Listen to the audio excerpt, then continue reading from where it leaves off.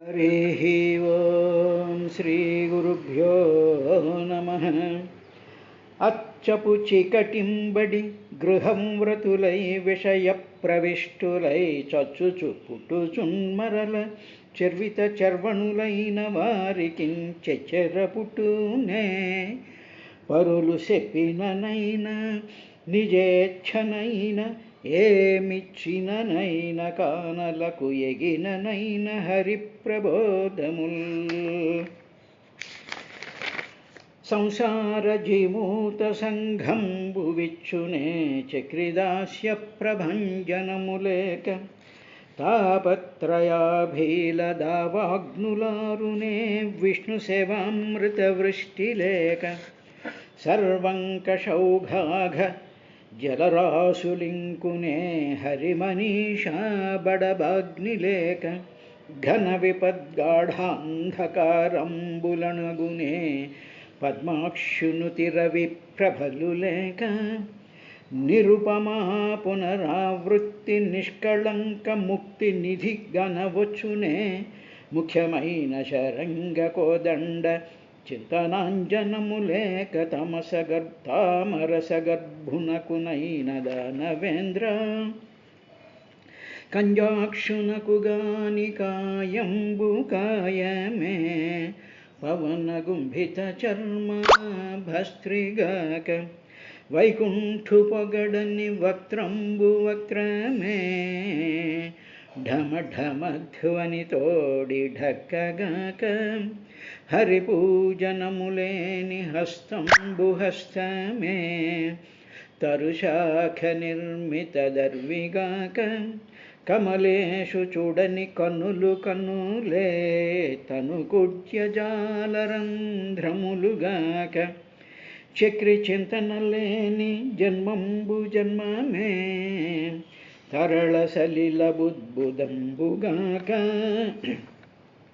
విష్ణు భక్తి లేని విబుధుండు విబుధుడే పాదయుగము తోడి పశువుగాక కమలాక్షునర్చించు కరములు కరములు శ్రీనాథు వర్ణించు జిహ్వ జిహ్వ సురరక్షకుని చూచు చూట్కులు చూట్కులు శేషసాయికి మృక్కు శిరము శిరము విష్ణున కర్ణించు వీనులు వీనులు మధువైరిద విలిన మనము మనము భగవంతు వలగొను పదములు పదములు పురుషోత్తముని మీది బుద్ధి బుద్ధి దేవదేవుని చింతించు దినము దినము చక్రహస్తుని ప్రకటించు చదువు చదువు కుంభినీధవు చెప్పెడి గురుడు గురుడు తండ్రి హరిచేరుమని ఎడి తండ్రి తండ్రి. హరి ఓం శ్రీ గురుభ్యో నమః. సునీతి మాట్లాడినటువంటి మాటల్ని పోతన గారు ఈ విధంగా అనువాదం చేశారు. ఘన రోదనంబు సేయుచు కనుకవలను శోక బాష్ప కణములు దొరగన్ జనని కడకేగుటయు నిజతనయుని గనియా సునీతి దద్దయు ప్రేమన్. ఆవిడ తొడ మీద పెట్టుకుని కరమను రక్తిని మోము నిమిరి తద్వృత్తాంతమెల్ల వెలదులు అంతఃపురవాసులు చెప్పిన విని పరపుగనిట్టూర్పలసగ బాష్పాకులయై. చాలా బాధతో ఈ విధంగా అంది. సవతి ఆడిన పాటలు సారెదలచి కొనుచు పేర్చిన దుఃఖాగ్ని కుములుచుండే దావ పావక శిఖల చేతగిలి కాంతి వితతి కందిన మాధవీలతి కవోలే. దావాగ్నిలో మాధవీలత ఏ విధంగా అయితే మాడిపోయి శోభ పోగొట్టుకుంటుందో అలా అయిపోయింది విదురా అని మైత్రేయ మహర్షి చెప్పినటువంటి దాన్ని పోతన గారు ఆ విధంగా చేస్తూ అంతా సునీతి బాలకులను చూచి ఆ పిల్లాన్ని చూసి ఈ విధంగా అంది. అనగా ఈ దుఃఖమునకు పని లేదు అన్యులకు సొలయ బలవంతంబై తన పూర్వజన్మ దుష్కృత ఘన కర్మము వెంటనంటగానెంవలనన్ అని వేదవ్యాస మహర్షి చెప్పనటువంటి ఒక విషయాన్ని పోతన గారు ఇక్కడ చెప్తూ, పూర్వజన్మ దుష్కృత ఘన కర్మము వెంటనంటగా, ఆ పూర్వజన్మలో మనం ఏదో చేసుకున్నాం కాబట్టి ఆ జన్మ వల్లే మనం ఈ దుఃఖాలు అనుభవించవలసి వస్తుంది అని చెప్పి, పూర్వజన్మ చేసినటువంటి పాపము అనేటువంటిది చెప్పాను. అందువల్లే ఆవిడేమింది, నన్ను నా భర్త సరిగ్గా చూడటం లేదు, నన్ను నా పేరు తలుచుకోవడానికే సిగ్గుపడుతున్నాడు అని వేదవ్యాస మహర్షి చెప్పిన దానికి పోతన గారు మనకు అర్థమయ్యేటటువంటి ఆ విధంగా దాన్ని అన్న తర్వాత ఇంకా కింద ఆవిడ అదే మాటని ఈ విధంగా కూడా, పెనిమిటి చేతను పెండ్లామని కాదు, భర్త చేత నేను భార్యనా అని కూడా కాకుండా, నికృష్ట దాసి అని, కనీసం నికృష్టమైనటువంటి దాసి అని కూడా పిలువంగజాలని, నన్ను అలా కూడా పిలవటం లేదు, దుర్భగురాలన, నేను అంత దురదృష్టవంతురాలనైనటువంటి దళనా కుషినుదయమందిన కథనం, అందువల్ల నా వల్ల నేను ఈ విధంగా అనాదరణ చేయబడడం వల్ల అదే రిఫ్లెక్షను నీ మీద వచ్చింది, అంతేగాని నీ తప్పు కాదురా అబ్బాయి అని చెప్పి ఆ బాధని, లేకపోతే ఆ జరిగినటువంటి ఆ దుఃఖభూయిష్టమైనటువంటి కథని తన పూర్వజన్మ మీద తన మీద ఆపాదించుకుంది. అంతేగాని సురిచిలా తిట్టింది తండ్రి అని చెప్పి వాళ్ళని ఒక్క మాట కూడా అనలేదు. అంటే ఏమిటన్నమాట, ఎంత నీతి కలిగినటువంటి మనసు ఏ విధంగా ఆలోచిస్తూ ఉంటుందో, దానికి ఇతరుల మీద దోషాన్ని ఆపాదించడం కాకుండా, ఇది నేను చేసినటువంటి తప్పే కాబట్టి పూర్వజన్మలో ఎప్పుడో చేసుకున్నట్టున్నాను, దాని ఫలం ఈ విధంగా దుఃఖ రూపంలో నేను అనుభవిస్తున్నాను అనేటువంటి పరమమైనటువంటి చాలా దృఢమైనటువంటి ఒక సత్యాన్ని సునీతి మాత్రమే చెప్పగలదు. అందువల్లే తప్పు ఒప్పుకోవడం అనేటువంటిది చాలా బ్రహ్మాండమైనటువంటి సంస్కారం కింద మానవులు భావించాలి అనేటువంటి విషయాన్ని చెప్పిన తరువాత ఇంకా యామంది అనేటువంటి విషయాన్ని 19వ శ్లోకంలో తల్లి మాట్లాడినటువంటి ఆ విషయాన్ని మనం చూద్దాం. యామంది అనేటువంటి విషయాన్ని చూసినట్టయితే, ఆతిష్టతత్తాత విమత్సరస్త్వముక్తం సమాత్రాపి యద్గలీకం ఆరాధయాత్ అధోక్షజ పదపద్మం యదేచ్ఛసే ధ్యాసనముత్తమో యథా. ఒక తల్లి, ఒక సంస్కారం కలిగినటువంటి వ్యక్తి ఏ విధంగా బాధలో తన సొంత కొడుకు బాధలో పడుతున్నప్పుడు అవతల వాళ్ళ గురించి అమంగళమైనటువంటి మాటలు మాట్లాడకు అని చెప్పి డైరెక్షన్ ఇచ్చి ఆ బాధని అణుచుకుంటూ పాజిటివ్గా ఏ పని చెయ్యాలి అనేటువంటి మాటని ఉపదేశాత్మకంగా సునీతి ధ్రువుడికే కాదు సమస్త మానవాళికే కూడా చెప్పినట్టుగా మనం ఈ శ్లోకాన్ని భావించాలయ్యా అన్నట్టుగా మైత్రేయ మహర్షి విదురుడికి ఆ విషయాన్ని చెప్తున్నాడు. బాబు, తాత, బాబు, త్వం, నీవు విమత్సర, ద్వేషం ఏ మాత్సరం పెట్టుకోకుండా, అదే నీ తల్లి చెందినటువంటి శృతి చెప్పించు, సమాత్ర ఉక్తం, నీ సవితల్లి ఒక మాట అంది, దానిని తత్ ఆతిష్ట, దానిని ఆచరించు. ఏం చెప్పింది అని నువ్వు అనుకుంటావేమో, అది ఆ సురీచి ఒక మాట అంది, ఏమిటి అంటే, నీవు అధోక్ష పాద పద్మం ఆరాధయ అంది కదా, ఆ అధోక్షజుడైనటువంటి శ్రీహరి యొక్క పాదపద్మాన్ని ఆరాధించు అని అంతవరకు తీసుకో ఆ మాట. అది ఎందుకు అందే, అవ్యలేకం, తను కోపంతోనూ దుఃఖంతోనూ అసూయతోనూ ఈర్ష్యతోనూ ఆ మాట అన్న మాట మాత్రం సత్యం, చాలా సత్యమైనటువంటి మాట అంది. అది అవ్యలీకం అంటే అందులో ఏ విధమైనటువంటి అసత్యం లేదు. అధోక్షుడి యొక్క పాదపద్మాలను ధ్యానించడం అనేటువంటిది ఒక జనరల్ ప్రిన్సిపుల్. అది దుఃఖంలో ఉన్నా, సంతోషంలో ఉన్నా, రిలాక్స్డ్గా ఉన్నా, ఏ పని చేస్తున్నా సరే, దిట్ ఈజ్ ఎ యూనివర్సల్ డైరెక్షన్ అనేటువంటి విధంగా అవ్యలీకం, అది పరమ సత్యమైనటువంటి మాట అంది ఓ ధ్రువ అని చెప్పి తల్లి ఆ కుర్రవాడి బాధపడుతూ ఉండేటువంటి కుర్రవాడిలో ఆ పాజిటివ్ ఇంజెక్షన్స్ ఇచ్చి ఒక గైడెన్స్ ఆవిడిస్తుంది. ఇది ధ్రువుడికి ఏదో వాళ్ళు అమ్మిచ్చినటువంటిది కాదు. ఇక్కడ ధ్రువుడు ఇక్కడ సునీతి అంటే ఏమిటి, సమస్తమైనటువంటి మానవులలో ఉండేటువంటి ధర్మము నీతి అనేటువంటి ఆస్పెక్టు, ఏడుస్తూ ఉండేటువంటి బాధపడుతూ ఉండేటువంటి చలించిపోయేటువంటి అమాయకమైనటువంటి మనసుకి ఆవిడిస్తున్నటువంటి డైరెక్షన్ కింద మనం తీసుకోవాలి, కానీ ఏదో ఆ తల్లి కొడుకుల మధ్య మాటల కిందని మాత్రం మనం తీసుకోకూడదు అని చాలా బాగా చెప్పింది నీ తల్లి. కాబట్టి అటువంటి ఆ పాదపద్మాలని ఆరాధయ, వెళ్ళి ఆచరించు అంటూ ఏమంది అంటే ఇంకొక మాట కూడా ఉంది. ఆరాధయ ఏమిటి అంటే యది ఇచ్ఛసే ధ్యాసనముత్తమో యథా. పిల్లవాడు కాబట్టి వాడికి చెప్పాలి కదా. నీ తమ్ముడు ఉన్నాడే, ఆ ఉత్తముడు తన తండ్రి తొడ మీద కూర్చున్నట్టుగా నీకు అదే అది ఇచ్ఛ, అదే నీకు కానీ ఇచ్ఛ అయినట్లయితే నీ సవితల్లి చెప్పినటువంటి అధోక్ష పాదపద్మం ఆరాధయ చెయ్యి అని ఇక్కడ రెండవ పిల్లవాడి పేరు ఉత్తమో యథా. ఉత్తముడు అధిష్ఠించినటువంటి స్థానాన్ని అధిష్ఠించాలి అని నువ్వు కోరుకున్నట్టయితే అధోక్షపాద పద్మం ఆరాధయ అంది.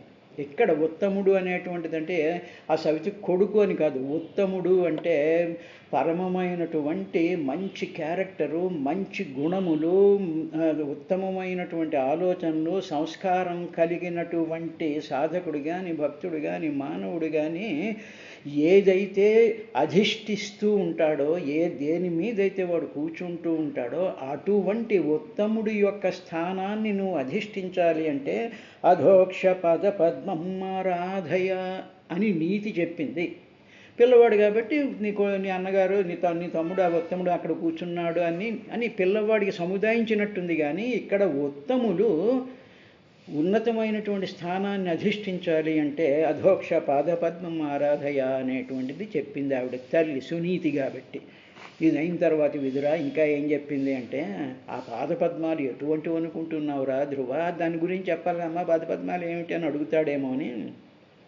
సునీతి కాబట్టి యస్యాంఘ్రిపద్మం పరిచర్య విశ్వవిభావనాయత్తగుణాభివత్తే అజో అధ్యతిష్టత్ ఖలు పరమేష్ఠ్యం పదం జితాత్మశ్వసనాభివంద్యం. విశ్వవిభావనాయ సమస్తమైనటు ధ్రువ ఓ పిల్లాడా, ఆ పాదపద్మాలు ఏమిటో తెలిసిన విశ్వవిభావనాయ జగత్తుని రక్షించడం కోసమని చెప్పి ఆత్మగుణాభిపత్తే అవి ఈ జగత్తు రక్షించడం కోసమని చెప్పి సత్వగుణ ఉపాధి కలిగినటువంటి ఆ శ్రీహరి యొక్క పాదాలని ఎవరు ఎప్పుడు నిత్యం చేస్తూ ఉంటారంటే జిత ఆత్మశ్వసన అభివంద్యం.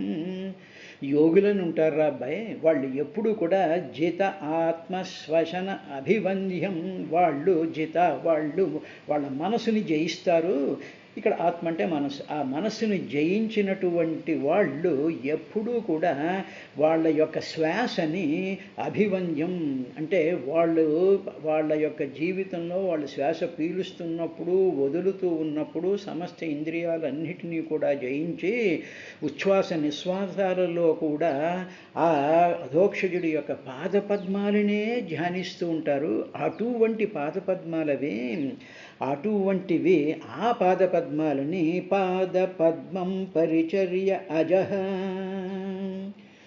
అటువంటి పాదపద్మాలనే ఎవరు సేవించారో తెలుసా? పరిచర్య ఒక ఆయన సేవించాడురా. అవేమిటి? అజహ, స్వయంభూడైనటువంటి చతుర్ముఖ బ్రహ్మగారు ఉన్నారే, ఆ చతుర్ముఖ బ్రహ్మగారు కూడా పారమేష్ట్యం పదం అధిష్ఠిత, ఆ బ్రహ్మగారు కూడా చాలా ఎత్తైనటువంటి చాలా అద్భుతమైనటువంటి సత్యలోకం అనేటువంటి మహత్తరమైనటువంటి లోకంలో సింహాసనాన్ని అధిష్ఠించాడు బ్రహ్మగారు.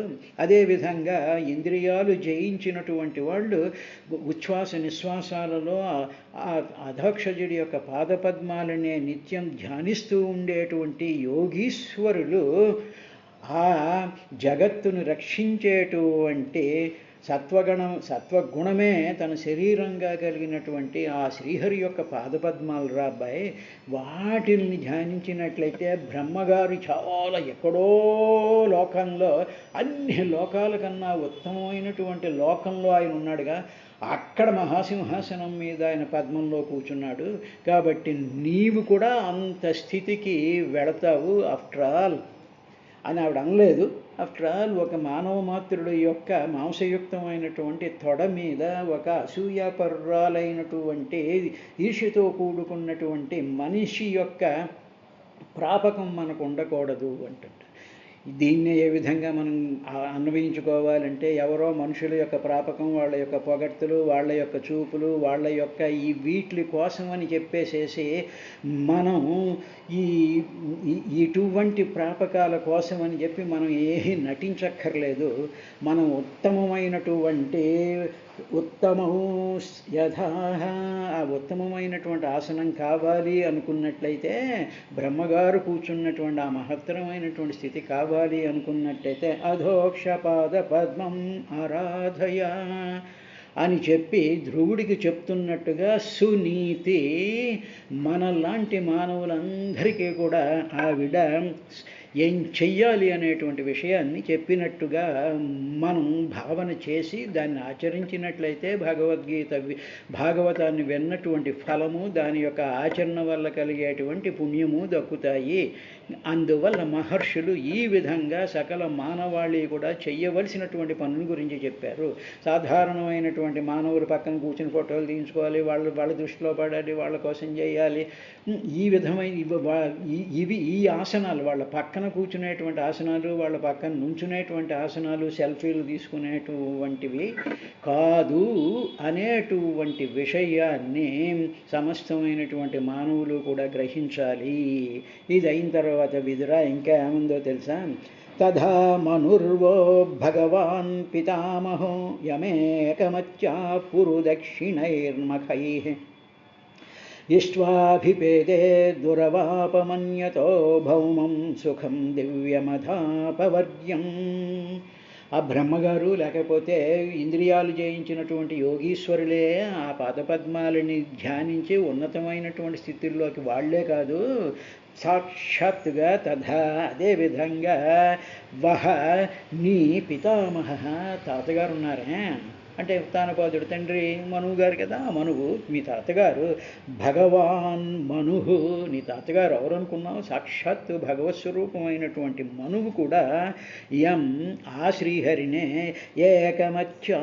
ఏకాగ్రమైనటువంటి చిత్తంతో ఏం చేసేవాడో తెలుసా? పురు దక్షిణై మఖైష్ట్వా గొప్ప గొప్ప దక్షిణలిస్తూ, అంటే పురు దక్షిణై చాలా గొప్పవైనటువంటి ఆ ఋత్విక్కులకి, తర్వాత యజ్ఞ సంభారాలకి, యజ్ఞంలో వేసేటువంటి పదార్థాలకి, వీటన్నిటికీ కూడా చాలా గొప్పమైనటువంటి విధానంగా నకైష్ట్వా యజ్ఞాలతో ఆరాధించాడయ్యా. అలాగ ఆరాధించే ఏం పొందాడో తెలిసిన మీ తాతగారైనటువంటి మనువు అన్యత దురవాసం భౌమం సుఖం.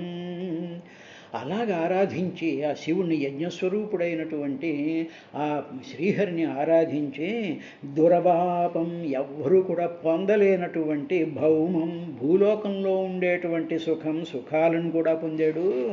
అంటే పరమమైనటువంటి ఇహలోకంలో మానవుడికి కావలసినటువంటి సుఖాలు కూడా పొందుతారు అని సునీతి ఈ ధ్రువుడికి చెప్పి ఆ పిల్లవాడిలో ఆ ఏడుపుని, ఆ దుఃఖాన్ని పోగొట్టేటువంటి విధంగా నీకు చాలా మంచి సుఖం వస్తుందిరా, నీకు ఎంతో అద్భుతమైనటువంటి స్థితి కలుగుతుంది, ఆఫ్టర్ ఆల్ ఆ ఒళ్ళో కూర్చోవాలి అనేటువంటి చాలా చాలా సింపుల్ అయినటువంటి విషయం. కాబట్టి భౌమం సుఖం భూ సంబంధమైనటువంటి సుఖాలే కాకుండా దివ్యం స్వర్గానికి సంబంధించినటువంటి ఆ స్వర్గ సంబంధమైనటువంటి సుఖాలు కూడా దొరుకుతాయి. అంతేకాదు ఇటు భూ సంబంధమైన సుఖాలు స్వర్గ సంబంధమైనటువంటి సుఖాలే అనుకుంటారేమో, కాదు అపవర్గ్యం అభిపేదే, ఆఖరికి మోక్షం కూడా నీకు వస్తుందిరా అబ్బాయి అని చెప్పి పిల్లవాడికి అద్భుతమైనటువంటి ఉపదేశం చేస్తూ ఎక్కడా కూడా సురుచిని కానీ ఉత్తానపాదుని కానీ ఒక్క మాట అనకుండా తన దౌర్భాగ్యం తన యొక్క పూర్వజన్మ చేసుకున్నటువంటి ఆ కర్మల ఫలాన్ని నేను అనుభవిస్తున్నాను అని తన పూర్వకర్మల వల్ల తన పిల్లాడికి దుఃఖం కలిగిందే అనుకుంది తప్ప సురుచి వల్ల ఉత్తానపాదుడి వల్ల కలిగింది అని మాత్రం తాను అనుకోకుండా దానికి కారణం పూర్వజన్మల యొక్క ఇది అని తన యొక్క తప్పును అంటే తన యొక్క అసలైనటువంటి స్థితిని గ్రహించింది. భాగవతంలో నుంచి మనం నేర్చుకోవలసినటువంటి సునీతి ఏమిటంటే ఇది. అదే పాజిటివ్ యాటిట్యూడ్ని పిల్లవాళ్ళలోకి ప్రవేశపెట్టింది. అయిన తర్వాత నువ్వేదైనా అడగొచ్చురా అబ్బాయి, మరేమో తాతగారు అన్నావు, బ్రహ్మగారు అన్నావు, తర్వాత యోగీశ్వర్లు అన్నావు, వీళ్ళందరూ కూడా ఆయన పాదపద్మాలని ధ్యానించాడన్నావు కదా, మరి ఆ శ్రీ మహావిష్ణువు ఎటువంటి వాడో తెలుసా అని చెప్పి ఆ శ్రీ మహావిష్ణువు యొక్క గుణగణాలని ఆవిడ కొంచెం ఈ విధంగా చెప్తూ తమేవ వసాశ్రయ భృత్యువత్సలం ముముక్షుభిర్మృగ్య పదాబ్జపద్ధతిం అనన్యభావే నిజధర్మభావితే మనస్యవస్థాప్య భజస్వ పూరుషం. బాబు ధ్రువ, ఆ శ్రీహరి భక్తులంటేను చాలా వాత్సల్యం చూపిస్తాడు. అంటే భక్తుడు ఎవరైనా నిజమైనటువంటి భక్తుడు కానీ కనిపించాడంటే అందులో నీలాంటి చిన్నపిల్లవాడు అమాయకంగా ఉండి ఇంచుక మాయలేక మదిన నడువాయని భక్తితోడ వర్తించుచునెవ్వడేని అంటారు పోతన గారు. అలాగా నీలాంటివన్నీ వాత్సల్యం గలవాడు వెంటనే దగ్గరగా తీసేసుకుని ముద్దు పెట్టేసుకుంటాడయ్యా, అంత వాత్సల్యం కలిగినటువంటి వాడు. తర్వాత ఆయన యొక్క పాదాలని ఎవరు వెతుకుతూ ఉంటారో తెలుసా? మోక్షాన్ని కోరేటువంటి భక్తులు ఆయన పాదపద్మాల కోసం అని చెప్పి వెతుకుతూ ఉంటారు. ఇందుగలడందులేడని సందేహము వలదు చక్రి సర్వోపగతుండు ఎందెందు వెదకి చూచిన అందందే గలడు అని నీ వయసు కలిగినటువంటి ఒక పిల్లాడు చెప్పాడురా. అలాగా భక్తులు ఆయన పాదాలు ఎక్కడున్నాయా అని వెతుకుతూ ఉంటారు. తరువాత ఇప్పుడు మనసులో దుఃఖం ఉంది కదా, దాన్ని మనసులో ఇంకా ఇతరమైనటువంటి ఆలోచనలు ఏమీ పెట్టుకోకు. అయ్యో తండ్రి తోసేశాడు, సవితల్లి మాటలంది, నాకు దుఃఖం వచ్చింది, నా తమ్ముడేమో వాడిలో కూర్చుని వాడు ఎంజాయ్ చేస్తున్నాడు అనేటువంటి ఇతరమైనటువంటి ఆలోచనలు నువ్వేమీ పెట్టుకోకు. ఇతరమైనటువంటి ఆలోచనలు పెట్టుకోకు అనేటువంటి దాంట్లో ఏమిటి అంటే మనని కాకుండా మిగతా వాళ్ళని చూసేస్తున్నారు, మిగతా వాళ్ళని జాగ్రత్తీస్తున్నారు, మిగతా వాళ్ళకి పనులు ఇవి చేయించేస్తున్నారు, వాళ్ళంటే ఇదిగా ఉంది అనేటువంటి ఇతర ఆలోచనలు కానీ మనం పెట్టుకున్నట్లయితే మనం వెళ్ళి చేసేటువంటి ఆ పనులకు ఏ విధమైనటువంటి ఫలము ఉండదు అనేటువంటిది కూడా సునీతి.